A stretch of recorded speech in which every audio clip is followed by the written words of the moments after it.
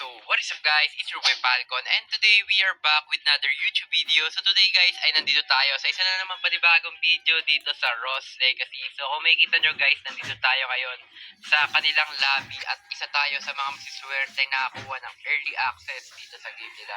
So basically guys, itong ano na to is I think pre-alpha phase ang tawag dito. Hindi pa to yung pinaka-alpha test ng game. So basically parang ito yung phase kung saan bago mag-alpha. So, basically, parang pre-alpha tawag dito. So, ngayon guys, kanina nakalaro na ako actually. Pero ngayon, wala kasing mga online game na yun. Puro tulog na lahat.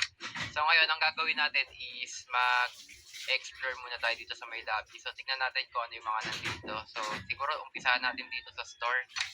So, basically guys, I think hindi ko siya kayang i-explore ng isang video lang. So, baka mangyari ito is per part siya. So, siguro for today's video, ang i-explore lang muna natin is itong buong store and then sa mga susunod na ano yung iba. Okay, so dito tayo mag-umpisa. So, kung makikita nyo na dito yung mga skin dati sa firearms. So, nandito meron dito Price Water na Gunting. Ayan, Dark Sea Sword.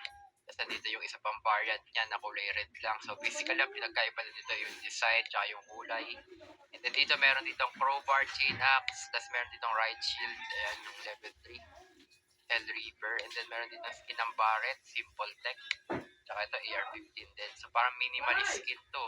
But parang may Riot Vanguard na ano dito, na logo.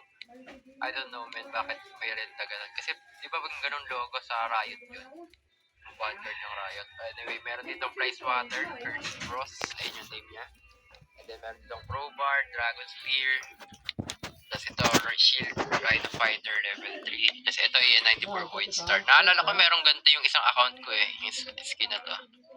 Ayan. So next naman, Smoke Grenade, Void Star. Ayan. Tapos meron dito Price Water. So ito parang mga ano to, parang bundle na skin. Parang ganun yung style.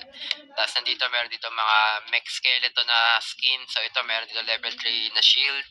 Merong healer. Naalala ko to mga to. Ito yung madaling makuha lang yung mga skin na to eh. Pag nag-draw ka dun sa event, natig sa 10. Okay, so meron din dito Damascus. So basically yung mga skin na meron ako dito is itong Damascus, itong shield, tsaka itong bomba. Yung healer lang yata hindi ko nakuha dito. Hindi ako magkakamali. Okay, so next naman, meron dito AWM Meg Beauty. Ito maganda rin tong ano na to, skin ng AWM oh. And then next naman, M134 Sumo, AWM ulit. Ayan, yung curse. Ito meron din ako nito, naalala ko to eh. Nakuha ko to ng 10 diamonds yang yata, mga ganun.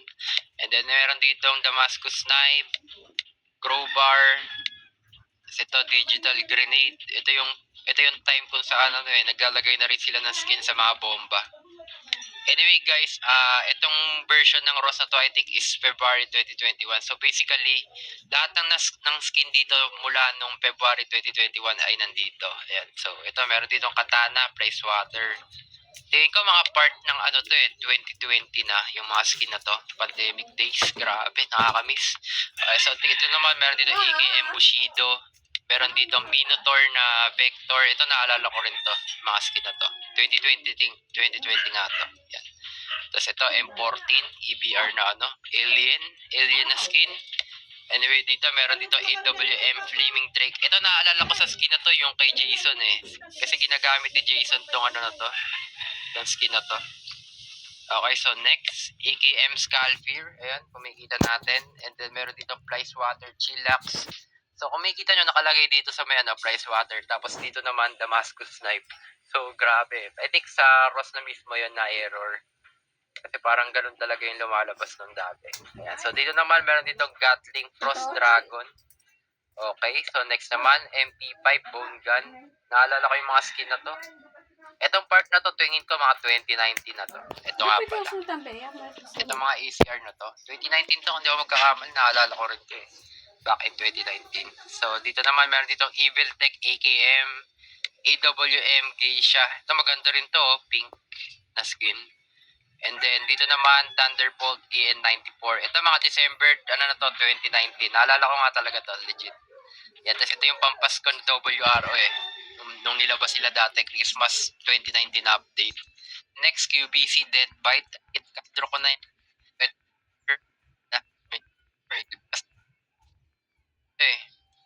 yung M Twilight ECR. Striker M40. ng VIP nun na pare. Doon i-explore naman natin yung sa packs wala pa. Tapos dito yun na lahat ng skin. So yung pinakadulo na yung ng VIP nun na barrel. And then next naman, meron din ditong Jingu Bang. So itong Jingu Bang, ito yung pinaka first OG din na knife skin. And also, ito din yung pinaka OG ko din na first na nakuwang VIP sa knife. So yun men, I think yun na lahat ng skin. So yung pinakadulo na yung Jingu Bang eh. Okay, sa top up naman, may ganyan na rin sila. Tapos yung Lucky Glove. Sa packs wala pa. Tapos dito, firearms. And then yung kanina eh. So dito tingnan natin to kung napipindot. Okay, napipindot siya. Kaya lang, wala parang nakalagay sa mga supply. Ayan, so I think dito ko natatapusin. Medyo mahaba-haba rin yung video. Umabot na ng 13 minutes. So, ayan, for today's video, ito muna yung part 1. So, dilignan lang muna natin yung store. So, sa mga next na video natin, i-explore naman natin yung ibang parts. So, meron pa dito mga manual, supply, depot. Tapos, ayun, basta sunod-sunod na isa-isahin natin lahat ng mga part dito, guys. So, yeah, dito ko na muna tatapusin. So, kung mabot kayo sa part ng video na to, tag-enjoy, please leave a like, comment, share, and subscribe. At i-comment